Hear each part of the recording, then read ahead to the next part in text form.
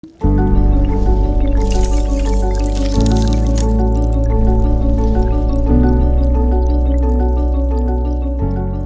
everyone, and welcome to the first episode of Inside SiFive. Today the topic is the automotive industry, RISC-V, SiFive, and automotive. My name is Martin Struve. I'm the host today.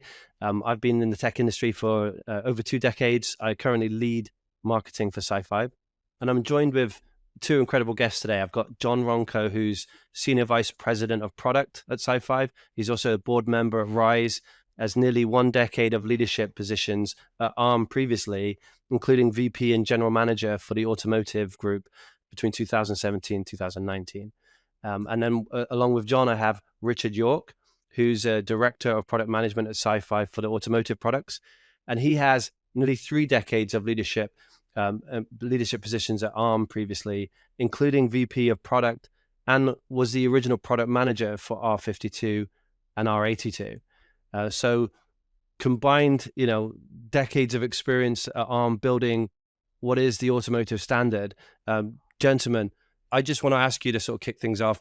Why did you choose to leave that and come to SiFive and start this, from scratch in the RISC-V world? So maybe John, you can start. Yeah, it's a really good question, actually. I mean, I think ultimately, if you're kind of asking what's the attraction of SiFive, what's the attraction of RISC-V, I think there's 2 separate things. So SiFive wanted to join SiFive as the leader in RISC-V, but I guess the statement before that is kind of like, why RISC-V? So what is it about RISC-V which is attractive? And I think you can answer that both kind of like generically in terms of like why RISC-V across the industry, but also specifically why is it particularly relevant for the automotive space. Does that make sense? Yeah, it does. Yeah. So what about you, Rich? Some thoughts from you maybe? Well, yes, it is a good question, because we both John and I, our early careers were at Arm, and we really helped pioneer sort of the semiconductor IP business, and having done that once, but doing it in a proprietary way, for me, the excitement is then to do that again, but in a way that benefits the industry for what it needs now, which is something that's much more open, much less geographically tied, and much more commercially flexible. Yeah, and I guess that's the crux of kind of like why RISC-V. So the fundamental thing about RISC-V is, yes, the technology is great, and yeah, there's lots of little things you can argue about in terms of this way of doing an ISA is better than another way of doing ISA. This way of doing an instructions is slightly superior to another way of doing instructions. So you can have those arguments, but actually the fundamental thing is the business model. So the fundamental fact about RISC-V, it's an open standard. So it's freely available, it's collaborative in terms of the definition of it. And that means that by definition, it enables competition and choice. And that is the critical thing. So no one single company controls RISC-V. There's been many proprietary ISAs in the past history of computing. Some of them still exist, some of them have died a long time ago, but all of them were kind of controlled by a single company, essentially. And that's fine if that company is doing what you want to do and like is doing all the things in terms of pushing things forward in the direction that's aligned with you. But it becomes a problem as soon as that company says, okay, I'm going to do something else. I'm changing my strategy, or I'm pivoting away from this segment and doing something different.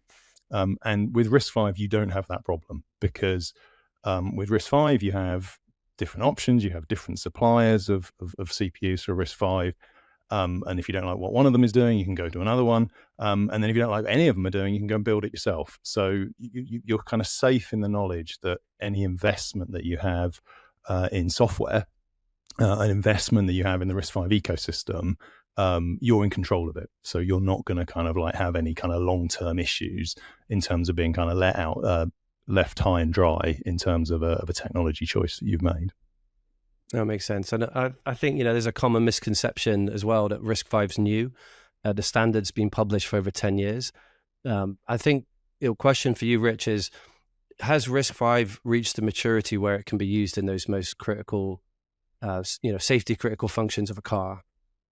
Yeah, and personally, I'm convinced it is. But probably even more compelling is what happens when we ask that question of, for example, the software ecosystem. And the software ecosystem partners say are absolutely a resounding yes. So one of the biggest suppliers of automotive software, I was asking them a few weeks ago, so are you personally comfortable that this is ready? And the answer was absolutely. It's just another architecture for us. They sort of, if you like, cut their teeth migrating from one proprietary thing to another over many, many years. And for them, RISC-V is quite straightforward. It's very straightforward. And I said to them directly, is it ready? And they said, yep, of course it's ready. We're sort of doing it already. We've done plenty of ports already. The technology's there. It's just now at the point where the customer base needs to start adopting it. And as soon as it does, we'll be there supporting them. That to me was compelling and unequivocal. I think the thing to me about software ecosystem is it's never finished. Do you know what I mean? It's always going to be work in progress. It was once described to me as a bit like a garden. Do you know what I mean? Your garden is never finished. There's always more that you can do. And it's kind of a bit like that in terms of the software ecosystem. And I think with RISC-V, you can really take a kind of a half full or half empty view of the world. Do you know what I mean? You can look at it and say, okay, does everything that you need to run on RISC-V, and is everything fully optimized? And the answer is no. But then that's true of every ecosystem. Do you know what I mean? There's always more work to be done. And if you look at the amount of progress that has been made and the maturity level that has been reached, and the amount of developers that are developing both on the software side and the hardware side with RISC-V, it's huge progress, and it's really in a good shape from that point of view. Mm-hmm. Well, that's great to hear. I mean, that's your point of view. Obviously, it's 2026. So I've asked AI, what does AI think? And so the question I asked AI was, in one sentence, is RISC-V architecture? In one sentence, is RISC-V the architecture of the future for automotive? And I've asked different AI so that we don't have too many complaints about which ones I picked. But I'm sure I missed. You've not selectively edited there and picked out the ones that gave you the answer. No, I'll put the pictures up of the screenshot so that people can see I didn't make these up. So Gemini said, RISC-V is rapidly becoming a cornerstone of future automotive design because of its open standard modular architecture allows manufacturers to build highly customized royalty-free chips specifically optimized for the unique safety and processing demands of software-defined vehicles, which we're going to talk about a bit later. So that was Gemini. ChatGPT said, yes, many experts see RISC-V as a strong future candidate for automotive because its open, customizable architecture can reduce licensing costs and allow car makers to design specialized chips for safety, AI, and vehicle control. And it added a couple of nice icons that you can see on the screen. Claude said, RISC-V is a strong contender for automotive's future due to its open, royalty-free ISA enabling custom silicon, but it faces stiff competition from established ARM-based solutions that already dominate the space with mature toolchains, safety certifications, and ecosystem support, which again, I'm going to ask you guys about in a bit. And then Grok said, RISC-V is positioned as a strong contender to become a major, if not the dominant architecture for future automotive systems due to its open, customizable, and cost-effective nature that's gaining serious traction with major players like Infineon committing to it for its next-generation microcontrollers and software-defined vehicles, though it still trails ARM's established ecosystem and isn't guaranteed to fully displace it anytime soon.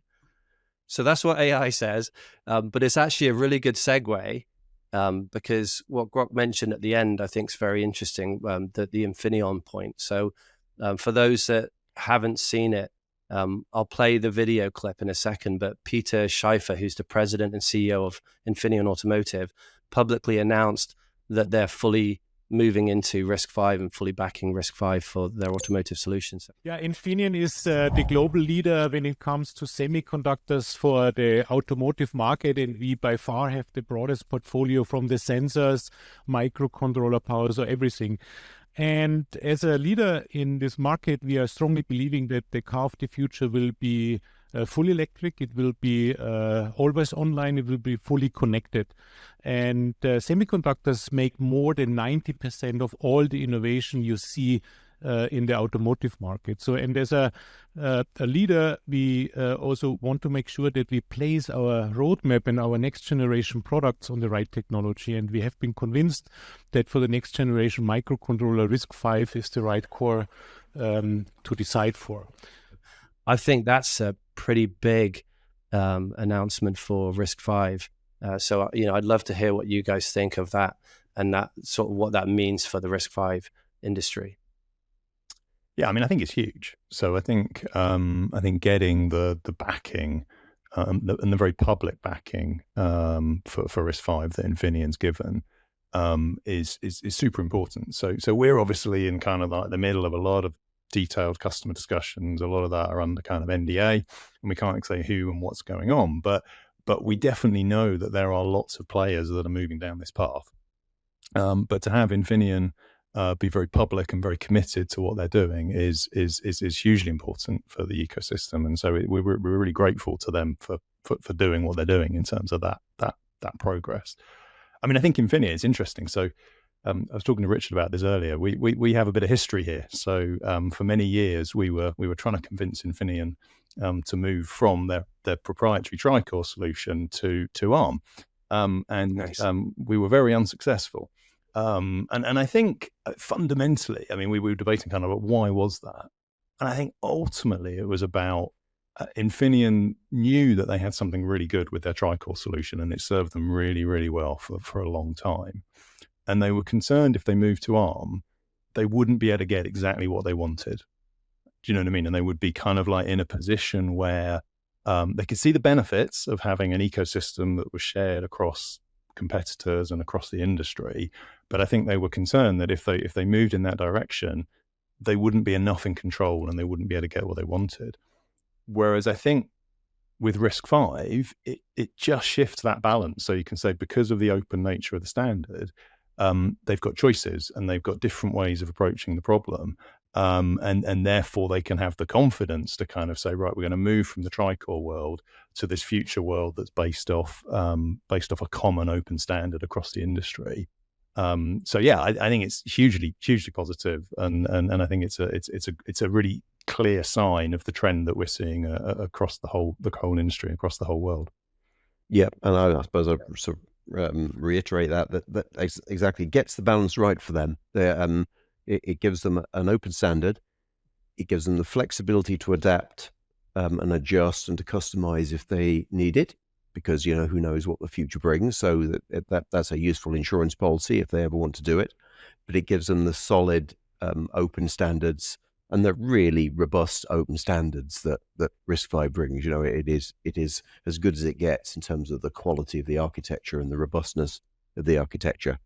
And probably last but not least, the automotive industry is a conservative industry. It has to be, because it's building very complex devices, vehicles, which are sort of life critical. So it has to get that right. So Infineon publicly endorsing RISC-V as the direction they're taking it gives the rest of the industry the confidence, if it needed it, to start moving in the same direction.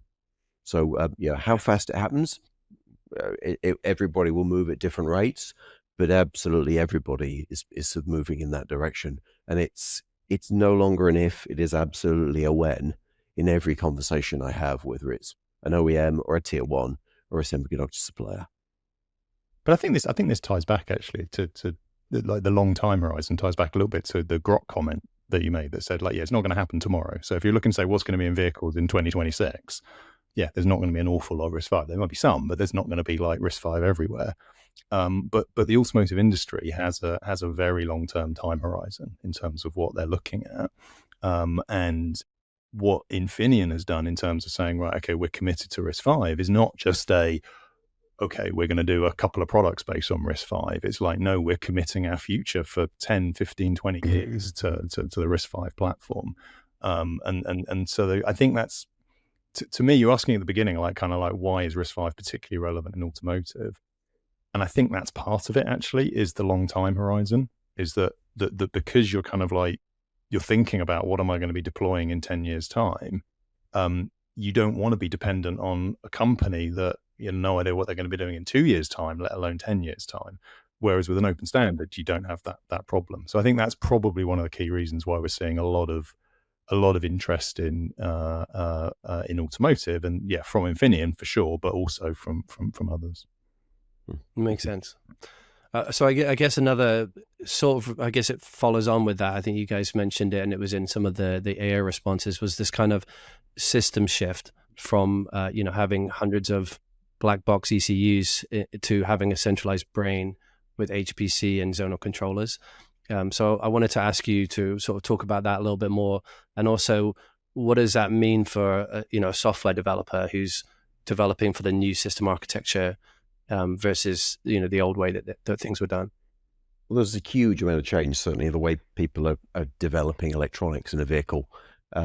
It's an enormous amount of change, and the direction of travel for everybody is sort of small devices around the outside, little zonal edge, zonal controllers that bring it together geographically at one corner of the vehicle, and then some form of centralized controller.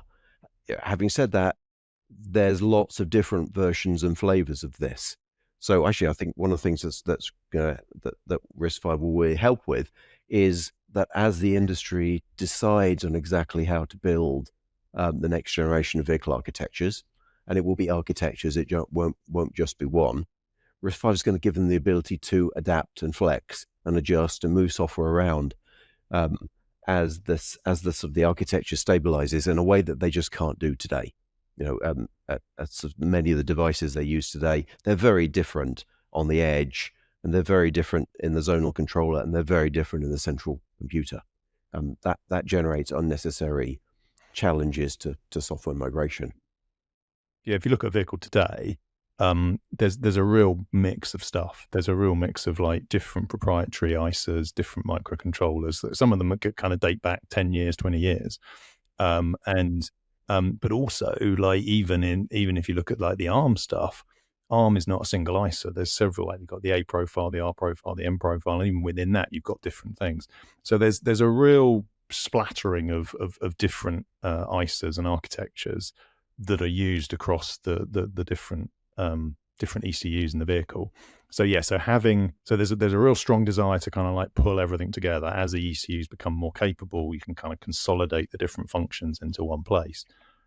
But building those future architectures around the open standard ISA that can be the same ISA from across those range of different devices is really important. And I think that links onto SDV, which I think you were just going to ask about then. Yeah, I mean, if you look at any industry presentation around automotive of recent, they always talk about software-defined vehicles. So I wanted to ask about, what does that mean? How's that different from the old model of? And I think it's more about being able to transfer software across the vehicle and from vehicle to vehicle versus like everything being specific. But maybe you guys can talk more about what that means and what the implications are. Well, yeah. So one of the biggest benefits of software-defined vehicles and these zonal architectures is sort of massive simplification and cost savings in the vehicle electronics. It's a complete rat's nest of wiring today. Everything talks to everything. The zonal world and the software-defined vehicle world is a much cleaner world that simplifies the cabling, simplifies the power, simplifies everything about the way the electronics is put together. And then on top of that, you layer the ability for the software to iterate much faster and to deploy features much more quickly. So Chinese vehicles in particular just take advantage of this very impressively. New features get rolled out into vehicles in months, not years. And as John said, that it's so much easier to do that in a world where the software in the little device in the corner of the vehicle is exactly the same sort of architecture as the thing that's running in the central part of this sort of, if you like, the central computer, the central brain, for want of a better word. Yeah, I mean, I drive a Tesla, and I found it incredible that the car gets better over time. Right, you get a software update like your phone, and then you've got a new feature, and they've improved something or added something, which is I guess where everyone's going. Whether the vehicle industry does that everywhere, so it doesn't matter. The cost savings and this by simplifying the vehicle electronics, and as I say, putting a sort of little edge devices, zonal controller that connects them together, and then the zonal controller talks back to a central server. That those benefits are really tangible for any automaker, whether it's software defined or if you like, or just a more conventional traditional vehicle. Nothing to add? Yeah, I mean, I think Richard said it. I mean, I think it's about software-defined vehicles. It's about basically enabling functionality to be in software. And then you can have multiple bits of functionality consolidated into a single ECU. And that's really important. But I think the other thing to say is that a lot of vehicle architectures, as Richard said, are not going to be consistent. They're not all going to have exactly the same hardware. And you want to have functionality that can scale across the range of different vehicles. And so you might not have the same bit of functionality operating on exactly the same hardware in every vehicle that you have. So being able to have more flexibility in terms of where stuff runs is really important for future architectures and future investment in software, because you don't want to have to rewrite everything for every new vehicle. So having kind of more stability in terms of the platform is really important. So let's talk a minute about some of our products. And obviously there's several products that we're working on right now with customers that are not public, but in terms of the products that are ready, that are available to license today, we have two 32-bit products, the E6A, E7A. I think mainly optimized for zonal controllers, but maybe you guys can talk a little bit more about those products and how we're delivering ASIL D capability in such a small footprint to our customers. It's a really good place to start. So actually, one thing I'll say is actually we brought those first generation products to market way quicker than we did the first time round when we were doing this stuff in our previous lives. And actually, that's a testament to not only how quickly the RISC-V architecture is deliverable, but the fact that we know how to do this. We got absolutely good experience of how to deliver automotive devices into the market with the functional safety that you need and the documentation you need and the quality levels that you need. We did that in very short period of time.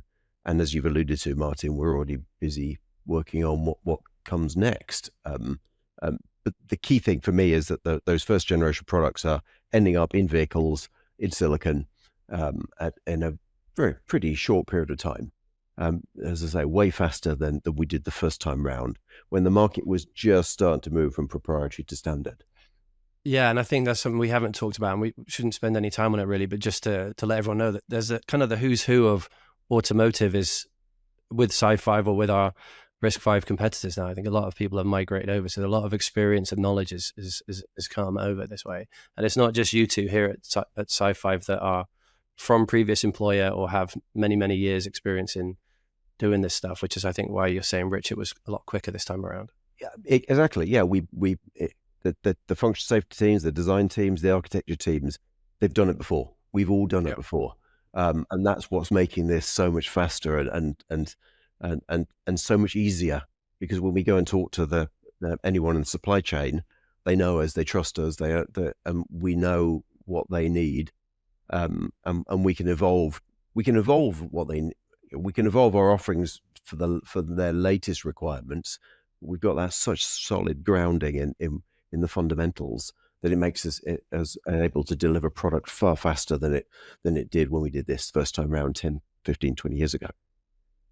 Yeah, and I think, from a SiFive point of view specifically, then what we were building on with our first generation of automotive products was a decade of experience for our embedded products. So our Essentials embedded products, we've gone through many generations of that. They've been shipping in many, many different designs. So essentially, when we embarked on building automotive versions of those, we were building on a really, really solid foundation, and that helps a lot. So that, I think that's kind of, but I think you're asking about the specific products, Martin. Yeah, I was going to come back to the products. Yeah. So E6A, E7A. Yeah, so we've got E6A, E7A, which are our 32-bit microcontrollers. So they're kind of like mid-range to high-end 32-bit controllers. They're available in ASIL B, ASIL D, or in split lock. And we also have our S7A, which is 64-bit. So it's the same kind of microarchitecture and pipeline structure as the E7A, but it's 64-bit rather than 32-bit. And so in terms of the use cases, it's really kind of all sorts of use cases around MCUs, sensors, radar, LiDAR. Different people building ASICs that want to have functional safe CPUs as part of that. And I mean, yeah, there's some people like 64-bit, some people like 32-bit. There's various reasons for that, but it's basically those kind of like mid-range microcontrollers. Well, the fact that we have 32-bit and 64-bit versions actually shouldn't be understated, because in a big SoC you may well want a 64-bit safety island, with all ASIL-B or ASIL-D or split lock capabilities. In your MCU, you might want a 32-bit processor, but you want the differences between those two to be as little as possible. Just a simple recompile. That is a really powerful thing that we're offering, and you just can't get that anywhere else. You don't get that enormous flexibility from smaller devices through to higher performance, still 64-bit devices, anywhere else, and that is very appealing to a lot of the vendors. Yeah, and I was going to say, so automotive is obviously the key target market, but there's many adjacent markets that these safety certified IPs, real-time IPs apply to. So can you talk maybe a bit about some of those adjacent markets, or where we're seeing a lot of interest and opportunity? Yeah, do you want me to cover that, Richard? So yeah, I mean, it's definitely, you're right. It's not just automotive. It's anywhere where safety is a requirement, and so there's robotics, there's industrial, there's aerospace, there's various kind of adjacencies where the same requirement you have in terms of safety, functional safety, and things like cybersecurity are equally important. So yeah, so that developing IP that has those capabilities has been core to what we do here. But yeah, there's a lot of talk about physical AI. There's a lot of talk about robotics and what that might look like. But the heart of that, you have to have functional safety in terms of the processors that are in the robot. Let's talk more about that functional safety stuff. So there's obviously some major milestones that we have with ISO 26262. I always like trying so many 2s and 6s. 26262 is the normal. 26262. Major milestones for the company with ISO 26262 and ISO SAE 21434. I think I hopefully got those both right. So all of our automotive products are essentially FuSa and cybersecurity certified. So I wanted to ask you guys about like what's involved to get those certifications, the people, the processes, and what does it mean for our customers that we have those for all of these products? Yeah, so you're right. So it's both safety and security. So security is so the safety standards have been around for quite a long time and are pretty well known in the industry. The cybersecurity stuff is more recent, and actually we were the first IP vendor of any ISA to get cybersecurity certification on our products. So before any other proprietary ISA, including ARM. So we're really proud of that. So I mean, I think, I guess from a safety point of view, there's two real things that you need to be thinking about. One is, have you designed the product right? So that's like we talk about in terms of systematic capabilities. So have we basically said, can we prove that we have understood the requirements and that we've designed the product to do what it says, so it does what it's meant to do under normal operating conditions? And so that is all about process and verification and basically being able to show, okay, you want the product to do X and it does X. And that's kind of what the systematic capability is. But you then have the more kind of like the diagnostic side, which is more about, okay, well, what happens when there's a fault? What happens when there's a transistor flip, or there's a bit flip in the chip, or there's some other permanent fault or a temporary fault? How do you detect those faults? How do you deal with it? How do you make sure that you fail gracefully rather than failing in a random way that could lead to unpredictable outcome? So it's really those kind of like two elements together that are core of the functional safety. And cybersecurity is kind of similar in terms of saying, okay, have you designed this with security threats in mind? What are the security threats that you're considering? What protections have you put in place in terms of the device to kind of like mitigate against security threats, and just being kind of really clear about what it is that you've designed and how it works.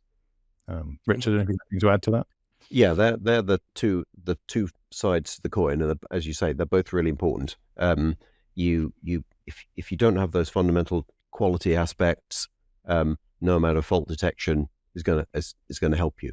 And when I see the sort of the positive response we get from the assessors on both of those aspects, I'm very, very pleased, because they are unequivocal that in certifying our products and giving us certificates that we cover the quality aspects, the design aspects, it as good as anyone else in the industry, and our fault detection and other capabilities are similarly as good as it gets. So that means that whether it's an ASIL-B product with a sort of 90% fault detection level, or ASIL-D even at 99% or above, our products do exactly what is required. And functional safety is more and more a sort of just a given, an expectation. And it's always very helpful when we sit down with customers, we go through what we do on safety, and typically we move on from that quite quickly, because it's very clear that we are doing exactly what they require.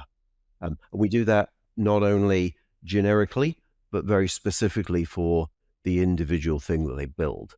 Because let's not forget, our IP especially is very, very configurable. That's one of the strengths of our product is the customer can say exactly what they want it to look like. Always compatible, but within that, they got a lot of flexibility. Doesn't matter how flexible, how much configuration they do, that thing that they take from us has as strong a certification as anyone else's. That's quite a powerful offering that you can get from us that you really can't get from others. Yeah, and continuing then, I mean, it's a very different type of security, but WorldGuard, John, I want to ask you a bit about WorldGuard. So obviously it's a major security innovation that was created by us, SiFive. We donated that to RISC-V International. It's now the standard for the whole RISC-V ecosystem. So I wanted to ask about, like, how does WorldGuard play in a modern vehicle? Is it part of the equation as well, or do the automotive manufacturers not use the WorldGuard stuff as much?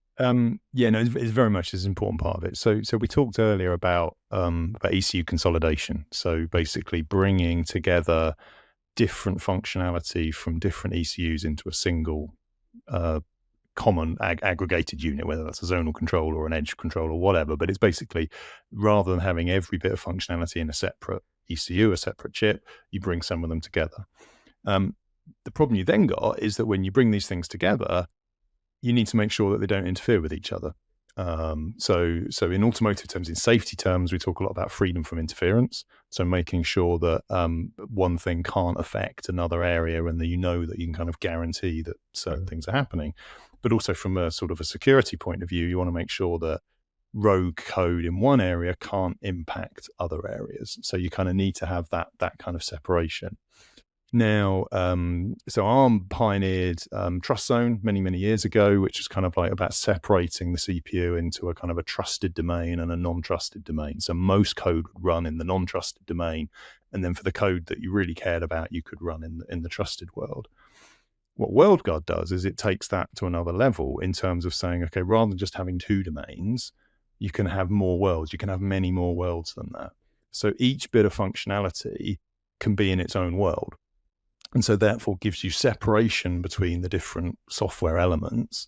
And so, yeah, they can't interfere with each other. They can't do anything to each other's data or whatever. So they're kind of separated that way. And what WorldGuard is a solution that provides that separation within the CPU, but it also provides it throughout the rest of the system as you go out to other peripherals, as you go out through the memories as well. So WorldGuard is more of a sort of a system level solution for providing that separation. And as I say, it's highly configurable. So you can configure it with just two worlds if that's what you want. So if you just want something exactly the same as you get with Trust Zone, absolutely you can configure it that way. But if you wanted to have something with more worlds where you can kind of put more separation between the software, that's what you can do. And as you say, yeah, it's something that we've developed over many years, and it's included in our existing automotive products that are on the market and that are in silicon. But we have contributed it to RISC-V International and said, look, we want to make this the standard for RISC-V, the standard way of doing software separation. And that has been adopted and is now kind of like, I think it's now called RISC-V Worlds. when it's a RISC-V standard, and WorldGuard is the sort of the SiFive implementation of that. But it's all the same thing in terms of what it's providing. Now, we provide various things on top of the standard in terms of like adding different options, in terms of giving different capabilities, but the core of the approach in terms of software separation is the same, and should be then the same across all vendors, which is really important, because I mean, I think one of the things that's really important for RISC-V is that it's standards based. And so if you start investing with one vendor and you invest in software, you don't then want to have to get locked into a whole load of proprietary extensions, or you don't want to have to do a whole load of work to port to another vendor. So being everyone aligning around common standards and having software portability between different implementations of RISC-V is super important. So, and again, yeah, the base ISA is already in a really good state for that, but additional capabilities like WorldGuard just to extend that out to the sort of the system level capabilities that you need in a modern platform. That's great. Yeah, and I would just reiterate that the importance of WorldGuard. In fact, many of the automotive customers we have, WorldGuard is one of the key technologies that they like and that they're embracing, for exactly the reason John talked about. Technology like Trust Zone, you have a trusted and an untrusted bit. That's great in a mobile phone, where you've got a root of trust and not much else.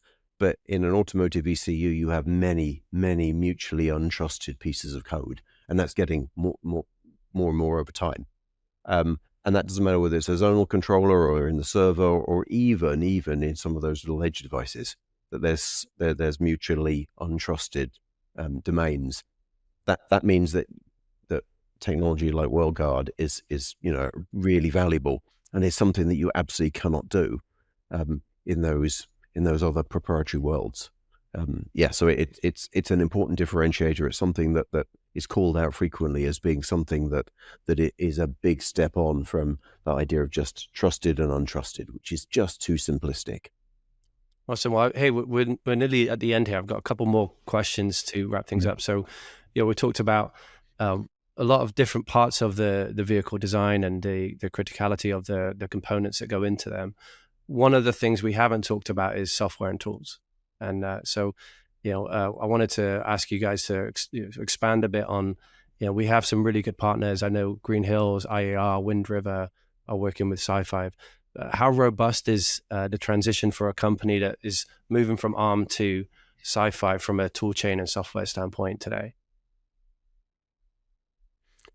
Well, a good question. And again, it's one of those questions I often ask those tools vendors directly. Are you ready? Because I want to hear it from them. I want to be able to hear it from them, and I then want to be able to report that message to our customers. And I mean, the ones you've shouted out there, absolutely a shout out to the likes of Green Hills, likes of IAR in the open source world, the likes of High Tech, but there are many others. They all repeatedly say we're ready, and then when we go and talk to the silicon vendors and the OEMs and the tier ones, they similarly say, great, they're the people that we know and we trust and that we rely on. So the level of readiness is absolutely there. And remember, as John was talking about, automotive world moves slowly. So it being ready today absolutely means that when devices start to ship in vehicles over the coming 3, 4, 5 years, it absolutely will be there and will be at the same quality level, if not better quality level, as the existing proprietary architectures. Yeah, it's a bit like I was saying earlier about half full and half empty. Do you know what I mean? It's not 100% perfect, but it never will be. But actually, there's all of the necessary foundations are in place. All of the key elements kind of have RISC-V support, and it's only getting better and better from that point of view. So I feel like we're in a very strong place from a software point of view. Good. Well, that sort of segues to my last question, John. So if you're a CTO looking at your 2030 roadmap, what's one reason you can't afford to ignore RISC-V and SiFive? Well, I'm going to give you two. More than one if you want to. I was going to say, can I give you 2 reasons? Is that allowed? Are you going to let me do that? So I think firstly, as Richard mentioned earlier, RISC-V is a when, not an if. So the transition is happening. We talked about Infineon being super public, but there are multiple other players we are working super closely with and are in that process of the transition. So there's an element of, do you want to be ahead of the curve or do you want to be playing catch up? And I think if you're not doing things in 2026, you are going to be playing catch up. So I think that's kind of point number one. But then the second point, I think, is just to really say, have a think about what else you could do with the flexibility that RISC-V offers, with the flexibility of the open standard, the choice and the competition that there is in terms of different people providing technology. It opens up more possibilities in terms of what your technology roadmap looks like. And so RISC-V is not one thing. There's not one company doing it. There's different possibilities. Now, obviously, we want you to come and talk to SiFive, and we think we've got some great solutions. But there are other possibilities as well. And I think it's about thinking about what is the vehicle EE architecture of the future look like, and how can you leverage RISC-V to do more than you could do with the proprietary ISAs of the past. Yeah, I would completely agree with that. And what the other thing I think that's worth remembering is we are continuing to innovate. We continue to invest in a way that some of those other architectures are absolutely no longer investing. So the opportunities to go above and beyond and address the 2030 problems and the 2035 problems, we're in a great position to be able to respond to those and develop those features and those characteristics, those capabilities in our new products in a way that you're not going to get anywhere else. RISC-V is live, it's there, it's being innovated on. We're investing very heavily in the next generation of our products already. That's an opportunity. Yeah, and we're getting really great input from key lead customers that we have on that. But we always want more. So more input in terms of what people want to see in future vehicles and what problems do they need to solve. We'd be delighted to have conversations around that. Awesome. Well, thank you both for spending the time today. We've covered a lot of ground. I've learned a lot. I hope the folks listening have also learned a lot. If you want to find out more about SiFive Automotive products, then check out sifive.com/cores/automotive. Also check out the links in the video just below the video. There'll be links to more information. And again, thank you both for the time, and thank you for all your insights and expertise. Thank you, Martin. It was a pleasure. Thank you.